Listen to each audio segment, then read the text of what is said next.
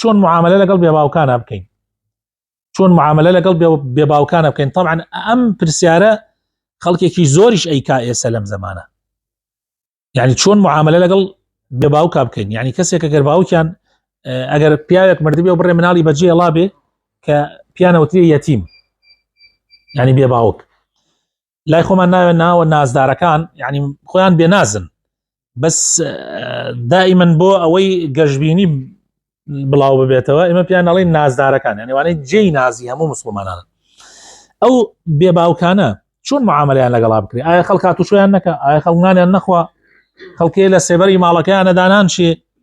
خەڵکەیە لە ماڵیانە کە هاتوچۆشیان بکە؟ هەیە هەر ناڕوا، هەیە هەر ناڕاتە ماڵی، هەیە ئەڕاتە ماڵی بەڵام ئاویش لە ماڵیانە ناخواتەوە.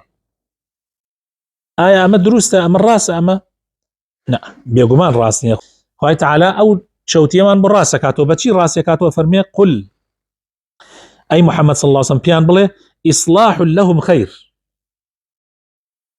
مادام تۆ نیەتت ئەوەیە کە ئەچیتە ماڵیان مەبەستت ئیصلاحە، مەبەستت چاکسازیە، مەبەستت سەرپەرشتیکردنە، مەبەستت چاولێبوونە، یعنی چاوت لیان بێ، مەبەستت ئەوەیە تەربیەت و ڕعایەتیان بکەی، یعنی شتێکی زۆر چاکە.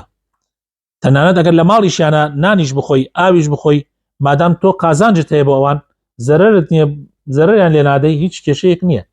ئەوەی کە خوای تەعالا فەرمێ وەلا تەئکولوا ئەموال اليەتامە، ئەفەرمێ ظولمە، ڕوونیەکاتۆ بە زوڵم.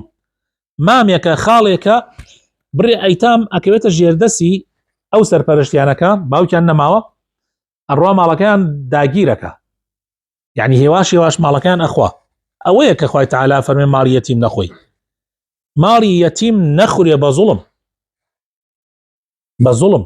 بەڵام تۆ ئەگەر ئەچیتە ماڵە یەتیمەکە لەگەڵ خۆتا شووتیەکە بیت و تۆزێ دانشی چایەکە خۆی، تۆ ئەچیت و بڕێ ئامۆژگاریانەکەیت و بڕێ نەسیحەتیانەکەیت و چاوت لیانە وەکو مامێک، وەکو خاڵێک، وەکو هەر کەسێکی تر لە کەس و کارەکان ئاگات لیانە، ئەمە شتێکی زۆر زۆر چاکەوە، زۆریش پێویستە. قل ئیصلاح لهم خیر وئین تخالیطوهم، ئەگەر هاتوچۆیانتان کرد و تێکەڵیتان کرد لەگەڵان فەئیخوانکم، وەکو برا تەماشایان کەن و تعدایان لێ مەکەن بە هیچ شێوەیەک. والله يعلم المفسد من المصلح. طبعا خوای تەعالا زانێت کە یعنی با تۆ خۆتیش وە پیاوێکی باش دەرخەی، ئەگەر تۆ نیەتت خراپ بێ کاتێ چیتە ماڵیان، یعنی ئەگەر نیەتت ئیفسادە، نیەتت ئیصلاح نییە،